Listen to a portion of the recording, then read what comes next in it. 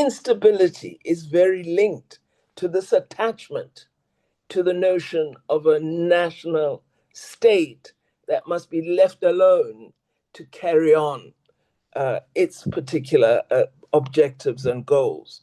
And so that limited notion of a nation state immediately contradicts the intention of a unified framework such as the protocols of the African Union, which assume that you have, to some degree, matured in understanding that there will be a limitation of sovereignty in the interest of African unity, African development, and African collaboration.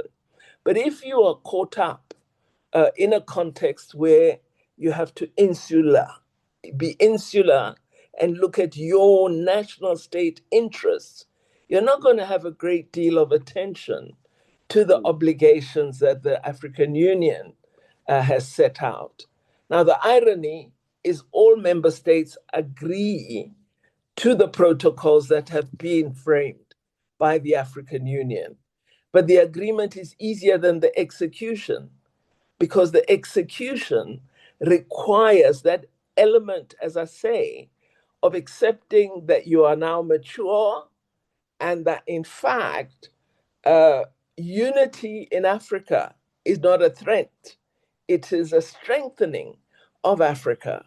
And I think that takes time. As you know, with respect to Europe, before they settled into European states, they had many, many wars, the 100-year wars of Europe.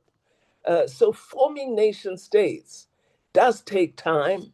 And Africa post-colonial, we're talking perhaps at maximum a mere 70 years. We've not had, those hundreds of years of being a nation, of having coherent governance and so on. So our lack of maturity and associated with that is, the matters I mentioned of this competition for resources, which is essentially corruption, mineral resources in the interests of those who govern and their clients in the external space.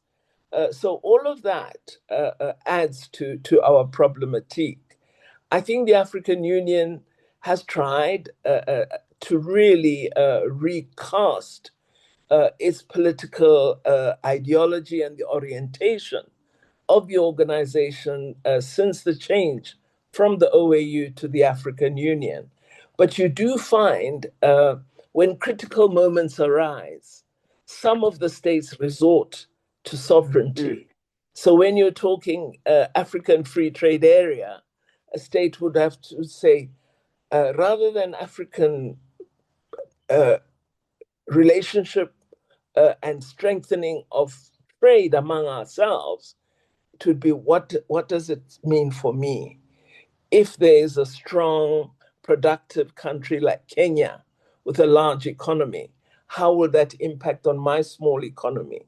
So rather than seeing this as an attribute, it is viewed as a threat to a state. So we need mindset changes among our leaders.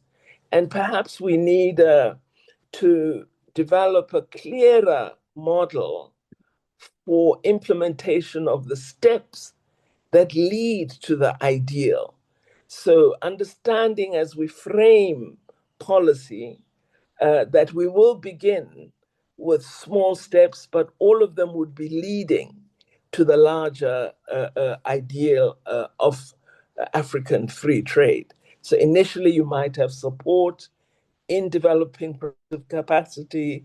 In some countries, you may have lower tariff regimes or fewer customs-free goods and so on. And so you build the steps toward the full meaning of what African free trade might look like.